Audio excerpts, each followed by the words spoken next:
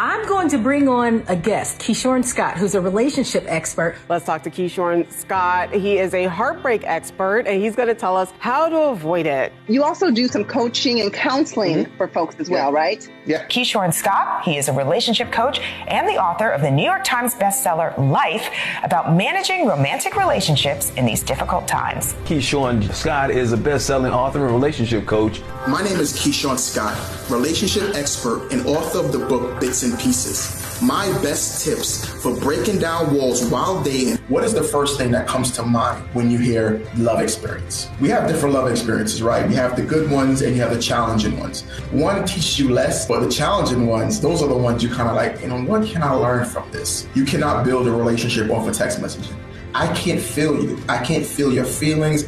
I can't feel your emotions. I don't know what you're thinking. Dating is to see if I'm right for you and if you're right for me. It's like a resume. I want to make sure that I can fulfill the purpose and the stuff for your life. And I want to see if you're going to fulfill whatever I like for my life. But the problem with that process is that people don't meet the requirements of their requirement. They expect so much from people, but they're not willing to give it themselves. Everybody's not for you. Back in 2010, I was going through a breakup, and it was kind of like, it was a lot. I had to take a lot of time to really help myself heal, forgive myself, accept the pain, a whole lot. And then when I realized who I was, and I was at a position in my life where I was ready to date and give and receive love, that's when I started dating and I found my wife. So how do you know that you're ready? I would say when you no longer have thoughts of your ex. Before you move on to anything, before you give somebody else your heart, before you jump into another relationship, you need to start fixing yourself first. So we have to kind of remove that mask and be vulnerable and be accepting to healing and to the process as well. See a counselor, see a coach, speak to a close friend. You got to focus on where you're going in your life and your happiness and your purpose. Remember who you are. And I think a lot of us, we need to remember who we are. So I will say to them, whether you're single, in a relationship, divorced, or married, you matter. And your relationship status doesn't define you as a person. If you are healing and you just got out of a relationship, it's okay. Take time for yourself. Take time to heal, mend your heart, and get yourself back together.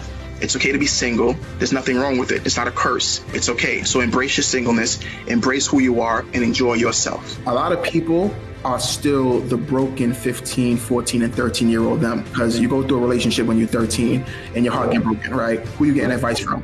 The 13, 14-year-old kids around you.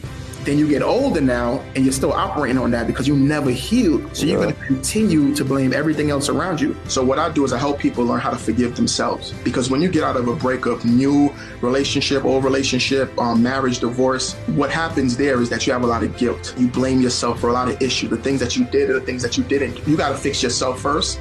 And if you are trying to heal for a relationship, you shouldn't heal for the relationship, you should heal for yourself. Seeking therapy and going to coaching and getting help, that's a form of, you want better for yourself. You will heal when you stop giving the person who broke you the time of day. There are a lot of terrible people in this world, a lot of people who don't deserve your love. But at the end of the day, I want you to heal, right? Because I want you to know what happiness feels like, what peace feels like, what joy feels like, and you hold that power.